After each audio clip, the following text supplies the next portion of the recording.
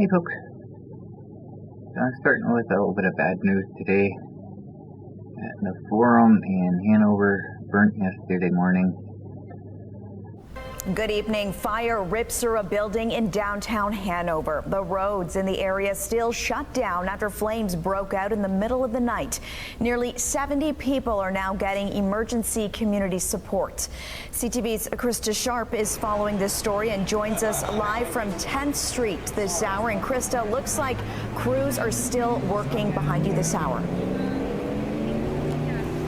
Yes, Alex, they are. And we actually just spoke with police who told us that they believe they will have to hold the scene here through the weekend. If you take a look behind me, you can see fire crews are starting to ramp down their efforts slightly, but one ladder truck is still on scene, still putting some water into hot spots in the area. When fire crews arrived this morning, the blaze was so large that they had to call in help from West Gray, Walkerton, and Elmwood fire departments as well. I heard the alarm, and then I heard somebody yell, "It's real." Fire alarms woke up Guy Sanguini early Thursday morning.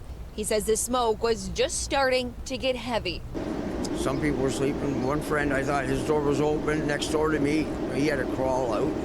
The smoke was so bad. Just after 2 a.m., police officers patrolling downtown Hanover noticed smoke coming from the roof of former Forum Hotel rooming house. The officers that noticed that smoke summoned the fire department and then entered the building to start with a rescue and evacuation. Those officers later treated for smoke inhalation at the scene. Fire was very rapidly progressing, and so we did what we could, and then hit the fire from the outside. We believe at this point that everyone did get out of the building. We're still investigating that piece to make sure that there was no loss of life. Officials believe some pets did not get out and did die in the fire. It's estimated 40 to 45 residents escaped. This building is a rooming house. It has a transient population. So at any one given time, there could be more people than that. As the flames spread to neighboring buildings, those residents were evacuated too, and the business below washed out. Devastation, of course, and grieving for the loss of, the real community hub was the shop. Salvation Army is using 2 rooms. Police and EMS quickly organized inside Grace United Church, supporting nearly 70 people. Everything from food to victim services to we're looking at how to do shelter. In less than 24 hours, 30 volunteers and plenty of donations already showed up back on 10th Street. Some say losing the building is losing a piece of history. Maybe it was the center of town, really. So that's what it was, a hotel? It's kind of sad to see an old landmark go. Now, officials are asking the public to avoid getting very close to these buildings at all. Of course, a lot of this area is already taped off, but they say the building not necessarily structurally sound at this moment, so that's why they're asking people to stay far away. Now, police are also asking that they would like to talk to anyone who was in the building last night or who had visited it within the last 24 hours. Anyone who would like to give some donations to those who have been displaced can share those at Grace United Church. Okay, CTV's Krista Sharp reporting live from Hanover tonight. Thank you, Krista. That's pretty sad. It wasn't called the Forum anymore. I can't remember what it's called now. It's changed hands so many times. But that's kind of a shock. I hadn't heard anything about it. My sister sent me a text and said there was a big fire in Hanover last night. I went looking, that's what it was the Forum. So, you look at the picture, you recognize that area. That's where Cody and I used to do the snow clearing in the parking lot out back. That's where that shot's from. Just kind of the garage that says private property there, just beyond that is where we used to clean. So it was kind of shocked.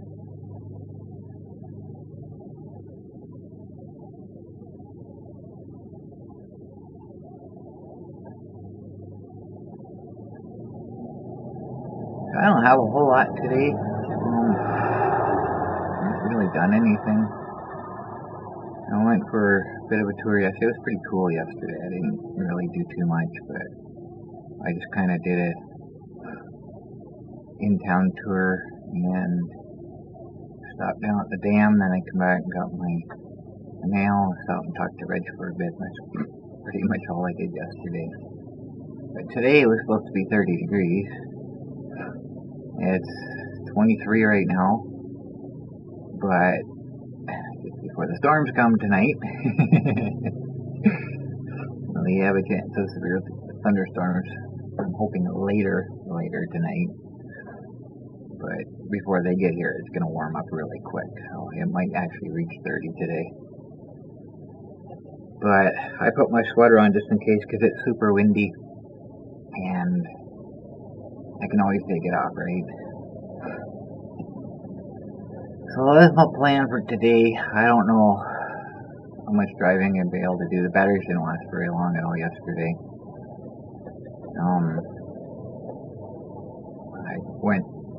I stopped at Value Mart. No, I didn't. I went straight to Timmy's. And then I went up the big hill. By the time I got to the top of the hill, I was at 2 bars. So, it was, I think, 17 yesterday. It wasn't all that warm, but even still, I should be getting more distance than that, especially with brand new batteries. It's really annoying me because I'm not able to drive as far as I want to right now.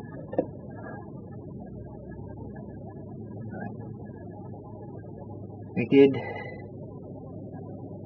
through conversations with my viewers, I just kind of came to the conclusion that the new charger that I have it says on the case, I never really made the connection, it says on the case maximum 55 amp hours, so that might be why it's not working. Doesn't explain why it worked on the ES950 and not the Monster, but, you know, something's going on somewhere. They're all the same rating, they're all 5 amp chargers. I've always used 5 amp chargers, I've never had one higher than that. And the charger that came with the Monster itself, with the big batteries, was 5 amp charger. So I don't know what to think. So I'm going to talk to my dealer and see what his advice is. My new charger just ain't working. Plug it in, it goes in the fault. It doesn't matter if the batteries are drained or full. Something not working somewhere. Let's see if he can offer any suggestions. I still think it's my controller. I really do. But I'm going to talk to him and see what he says. So, fire department got a call a couple days ago. Attention North Huron Fire, Wingham Station. North Huron Fire, Wingham, please respond to the request of ambulance on Highland Drive between Charles Street and Elm Street. Again, that's on Highland Drive between Charles Street and Elm Street for a single vehicle MVC. It's a single female occupant trapped in the vehicle and no confirmed injuries at this time. Again, that's on Highland Drive between Charles Street and Elm Street for a single vehicle MVC. Time of first page is 23:18. And I'm trying to picture in my head single vehicle crash on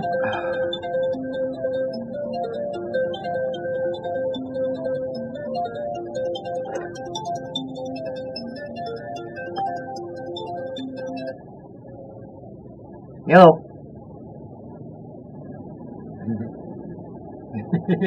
Definitely not. No. Alright, thanks. Bye.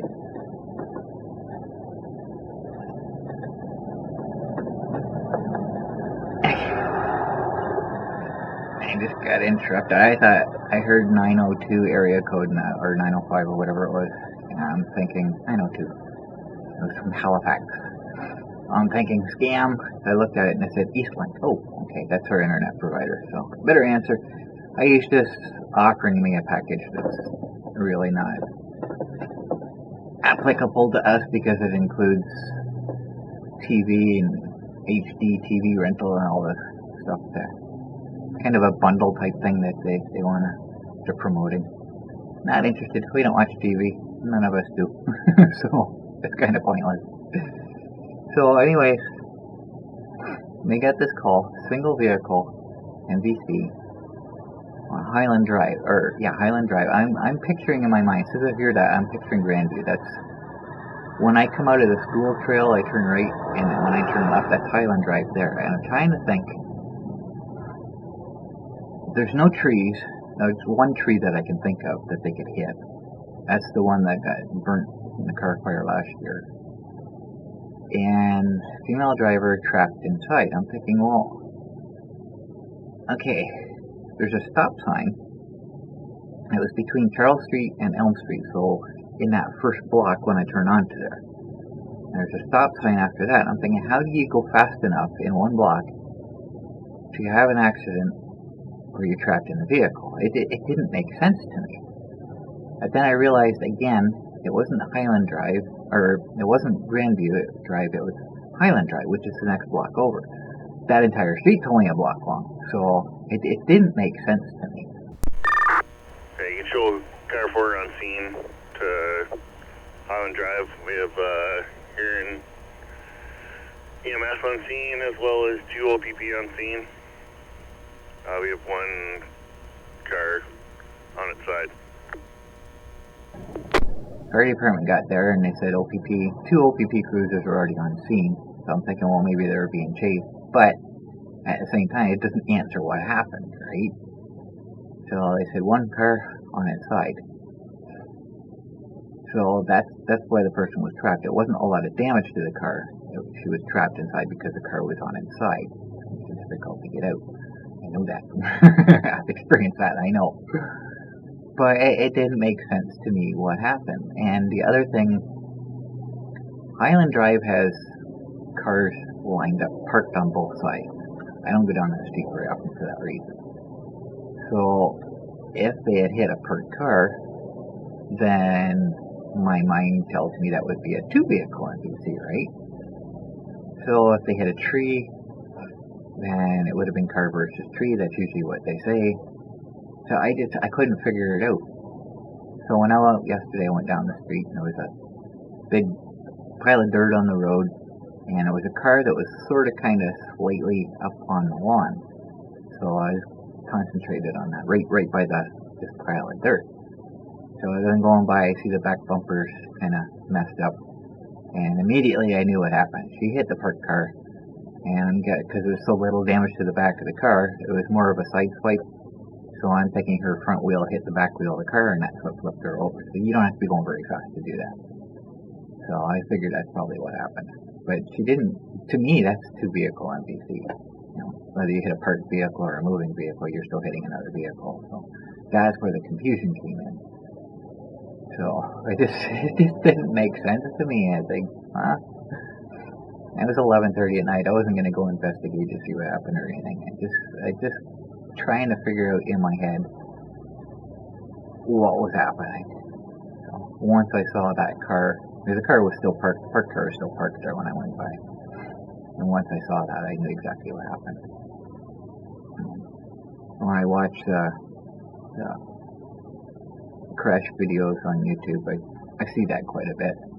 You know, if you just kind of clip the back end of a car, if your front tire hits their back tire, it's going to flip you over because the rubber hits the rubber and they stick and they lift. Flip you right over. I'm assuming that's what happened. So, I don't know. I don't really have anything. Oh, I got a second notice from ODSP that my battery purchase has been approved. So it's been approved twice. I don't understand how they operate. How long have I had them now? No, I don't know. I'm going to try to go for a longer tour today. It depends on how long the batteries last, of course. I might avoid going up that big hill. I don't know. Because once I get down to, that low on the battery meter, it concerns me because I don't know. I know it's not true. Because I can go for a long ways after that. Because when I'm climbing that hill, the battery voltage will drop, right? And then it's fine after I'm past the hill. So I don't know what to expect. I don't know how long I can actually drive. until it actually reaches the point where the meter is accurate. So I might just avoid that hill altogether today. I don't know. I'm not exactly sure what I want to do yet. Because I would like to go for a bit of a longer drive today. Just enjoy, what I can before the storms get here.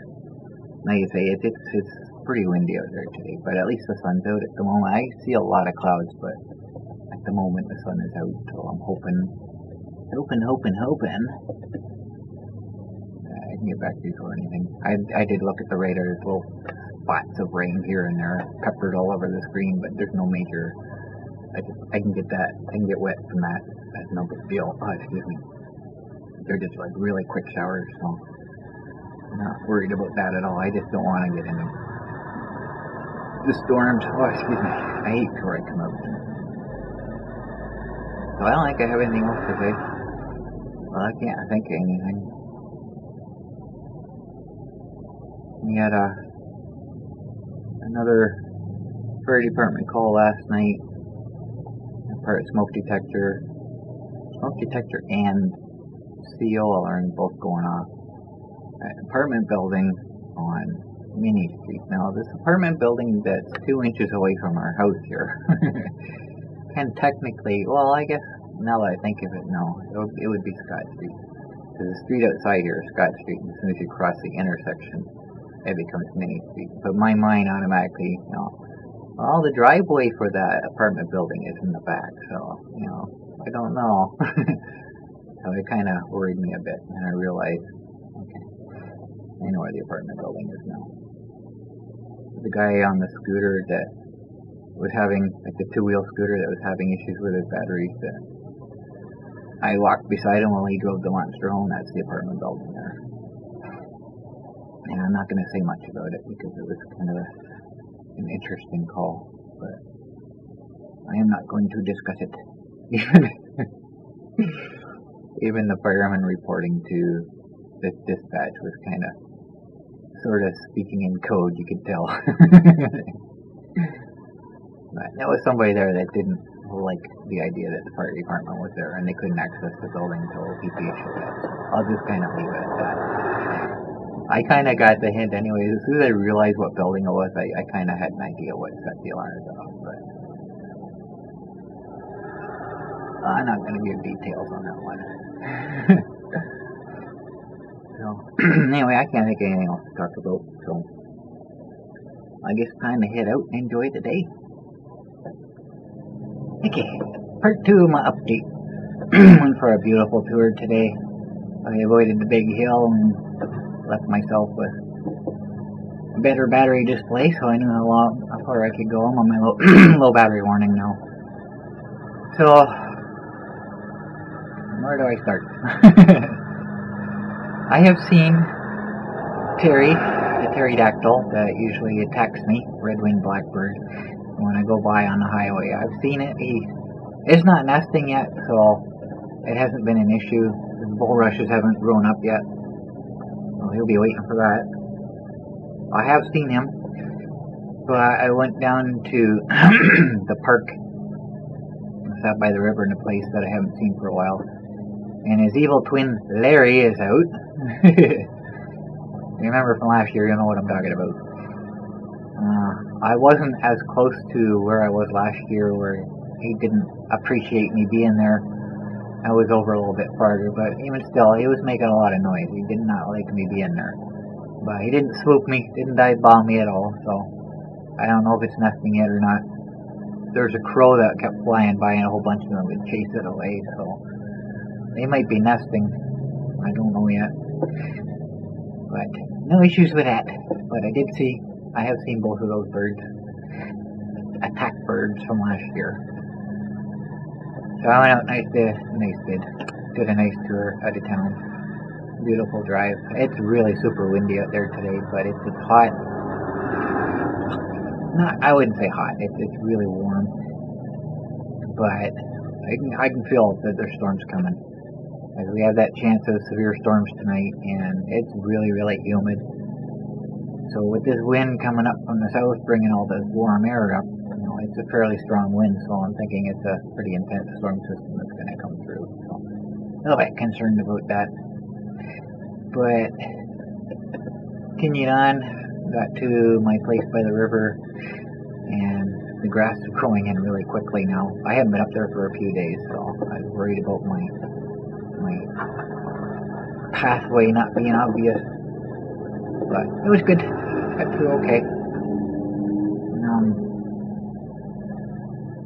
And I left there, went down the fur trail, and met up with Murray, the guy on the two-wheel scooter. And it was his apartment building where the smoke detector alarm thing went off. I know the story now. It was actually him that the OPP were called. But I'm not going to say why or anything or how the alarm was set off. It was actually set off intentionally. That's as far as I'll go with that. Went down the dam. The river is still up. It's not up anywhere else. It's only up above the dam. So I think they've only partially closed the dam. There's 2 or 3 boards that they stack inside, and I think they've only got one in. It's up a bit, but it's not up really high.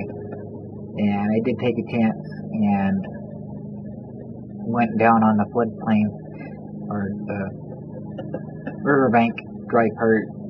So I haven't gone down there since the last rain because it looks like it's too muddy, and I didn't want to take a chance on getting stuck. I didn't, but I did have some mud stuck to my wheels, my tires, which were flinging off as I was driving away, but other than that, all was good. So I come up the park trail, and they're starting construction on whatever they're building in there. So I sat and watched them for a little bit, and I was going to go around to the other side to get a better view of what it is that they're doing. And I met up with a resident that lives there, and he explained to me what they're doing. Apparently they're building a 70-unit apartment building in there. The neighbors are not impressed with that. They tried to stop it, but everybody's related in this town, right? So they're going to do what they want to do. So that's what's going in there. He's concerned because we got, I think he said $2,000 a month is what the rent's going to be. Nobody around here can afford that, right?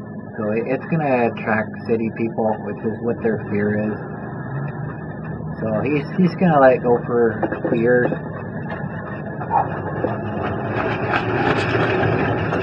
That's a beautiful horse. And let it go for a couple of years and just see what it's like. He says you can't just, sit in the backyard and enjoy the peace anymore, because there's going to be so much noise coming from that place. Like the apartment buildings on the other side of the dam, there's a lot of noise that comes from that place. So, but he says, it might be time to move on. That's how he put it. As I asked him, do you think it'll lower your property value? That's his main concern. Progress, right?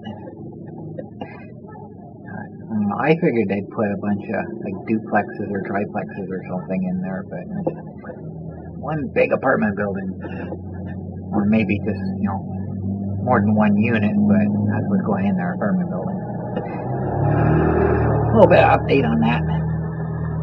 I went over to the other side. I couldn't fit on the sidewalk because they got half the sidewalk, the fence is covering it, so I can't sit there pointing inward because I'd be basically the back end of the scooter would be sitting out on the road. So I pulled into the Legion, sat there for a little bit and watched, and that's about it. So we got a couple things. My last update, I was talking about the heavy rains that we got, and I was suspecting that the rivers would go up. Well, the one by the dam didn't seem to be affected by it. The other one was up pretty good. I actually forgot to show that. So I'll show that now. It was up pretty good and it was pretty dirty. So there was a really quick runoff. So hopefully that didn't affect the farmers too much if they've already planted. And another thing I forgot, I'm forgetting now.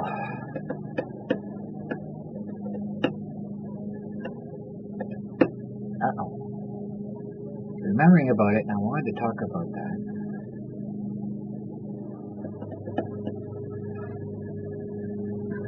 I can't think what the other one was. So I decided today I'm going to try the monster charger again. I've got it plugged in. I've got a block of wood on the cord pulling down on it, so hopefully it stays connected. Doesn't lose its connection. So I noticed if I push it in all the way, it doesn't seem to work. If I pull it out a little bit, and it makes contact. I'm not sure what's going on with that, but I got a piece of. It seems if I pull down on the plug, it works. So I got a block of wood on it, a little bit of weight holding it down. So hopefully that will be good. Well, I don't have anything else to talk about, so I gotta remember what that other thing was that I forgot.